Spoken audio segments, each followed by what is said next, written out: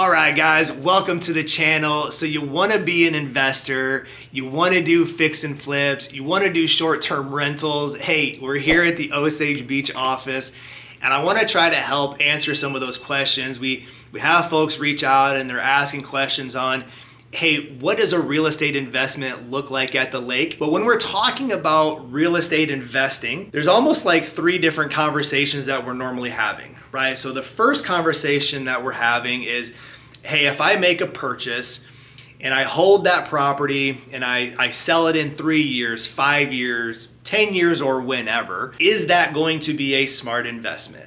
Am I gonna get my money back? And more importantly, am I gonna have an ROI? Am I gonna have a good return on my investment? When you reach out, we can help pinpoint the location that you're gonna look at moving to, and we can factor in what those appreciation levels are at. Once you know what the appreciation level is, then you can obviously do some basic math and figure out what your potential ROI is gonna look like on that property, right? So let us know how we can help calculate for that. But the simplicity of just the purchase, holding the property, and selling it later, yes, that is a very smart investment here at the lake. Lake of the Ozarks is no longer a hidden secret, right? There's a Netflix series or a Netflix show on the Ozarks. There's an HGTV show. Like, it's now well known. And so with being well known also becomes a demand. More people that are looking to either relocate their families and look for a different lifestyle, or they're looking for a second home, vacation home, potentially investment opportunity.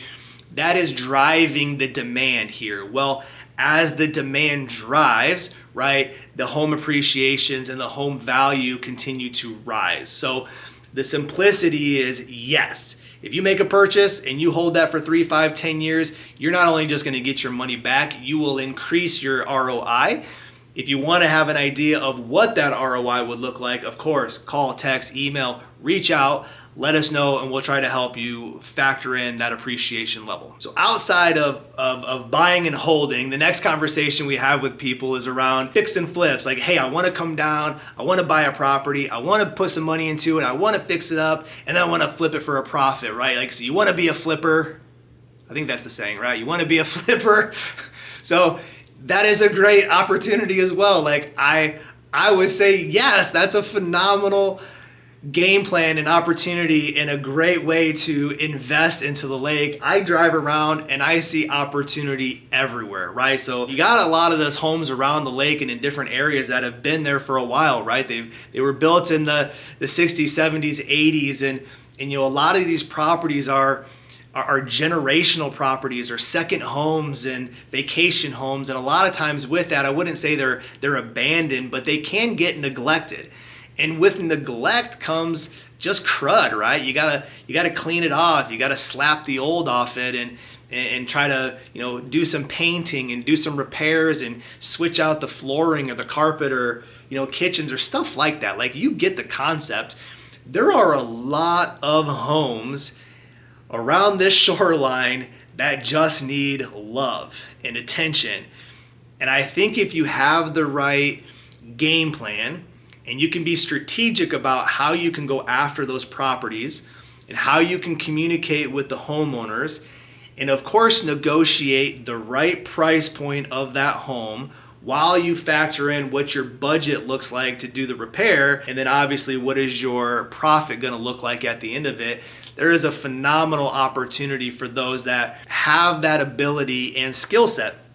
A lot of people we can talk to, right, have their own personal skill set to do the repairs themselves and put in their own kind of labor, where others might have to contract that work out. It just depends on how fast you want to flip it, right? If you're doing the work yourself, it might take you a little longer. If you bring in a contractor, you could do it faster, but now you have a little bit more of an expense. So without getting too far into the weeds with it, you will see a ton of opportunity. There are a lot of people here doing that already, but there are plenty of more opportunities to find these older homes, power wash the junk off them, paint the inside, change the flooring, clean up the landscape, do that in whatever time frame you can and put it back on the market. Absolutely 100%. There's a lot of opportunities. We can help connect the dots or at least answer your questions when you reach out and let us know. And the third conversation we have with people is, hey, buying a property, holding it for short-term rentals, Airbnb, VRBOs. Hey, what does that look like? And that also is a great opportunity.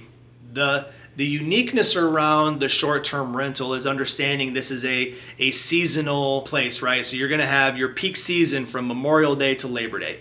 So if you buy a single family home and with the sole purpose of short-term renting it, you shouldn't have any problems renting that during peak season. We do the same thing to our property. When we're back in Denver and we're not here, we will put it on like Vrbo and Airbnb. And again, our property is way at the 42-mile marker. So we're way down the lake. We're not even in the right spot. And we don't have any problems renting it out, right? So you gotta be smart about your rental. When you're doing that short-term rental, you almost have to put your mind into that hospitality business. You are being hospitable to the people that are coming in. So you got to create this warm and inviting, this hotel or resort kind of feel. And you want to set your property up better than the ones that are around you, right? So there's a lot of creativity that we can help you with and some ideas. There's things that we learned trial and error along the way. So I can for sure help you with the short-term rental game. But if you find that single family home during peak season, no problem. It's off season that you might have issues with it. So, from April, May-ish to October, you shouldn't have any issues. But once you get kind of mid or late October, November, through the winter months back into March, you might not rent your property at all. Or you can try to change the pricing on your property. Instead of renting it by day, you can try to rent it by month and try to get like a monthly rental out of it, or a month to month or something like that, to still have some income coming in instead of the property just sitting there. There's also places you can plug your property into, like the healthcare system for like traveling nurses, stuff like that. So there are ways to do it off season, but during peak season, you should have no problem. The other one that we talk about is the condominiums, right? I want to buy a condo. That's pretty much turnkey, less maintenance, less yard work, no dock work. Hey, I just want to buy a 2 or 3 bedroom condo, put it on the market and do that. And that is also a really good option, with the one key fact that it is saturated a little bit in the condominium kind of game. So a lot of other people already do that. If you buy a property in a condo complex, odds are good that there's already properties that are also on Airbnb and Vrbo that have been there a lot longer. But you also might be able to buy one of those properties. So if you buy a property that's already on Airbnb and Vrbo, we have negotiated before to where we can take that platform. And really what you're doing is you're changing the login and internal system and the banking information of that Vrbo and Airbnb to the new homeowner. But that is also a very good selling point. Hey, not only will we sell you our condo, we'll also sell you our already built out, already 5-star review Airbnb and Vrbo setup. That is a super creative way to do it. So you gotta be dialed in, you gotta understand the communities, the areas. For sure, if you buy a condo, you gotta make sure that the HOA covenants allow for short-term rental. You don't wanna buy something, then all of a sudden realize you can't rent it. But if it's already being rented, there's a good opportunity we can negotiate the Vrbo and Airbnb listings already. And then you just really are transferring that rental income to yourself and making sure the financing on the unit itself is favorable. So that is also a great way to start your investment portfolio here at the lake. So hey, whether you're looking to purchase for short-term rentals, you want to do fix and flips, hey, you want to purchase and just sell later, 5-10 years, the value and appreciation levels will continue to rise. Lake of the Ozarks is on the map. There's a demand for people moving here. We can help you with appreciation levels and try to get a prediction of what that's going to look like. But it is a very safe place for you to invest your money when you're doing it. Obviously, location is super important.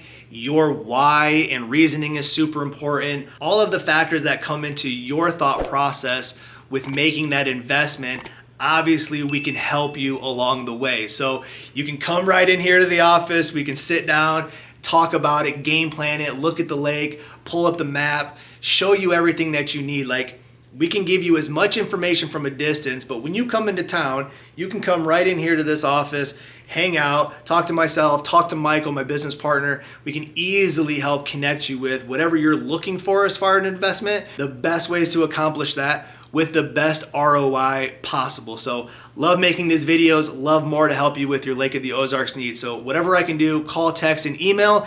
And until then, we'll see you guys on the next video. Bye.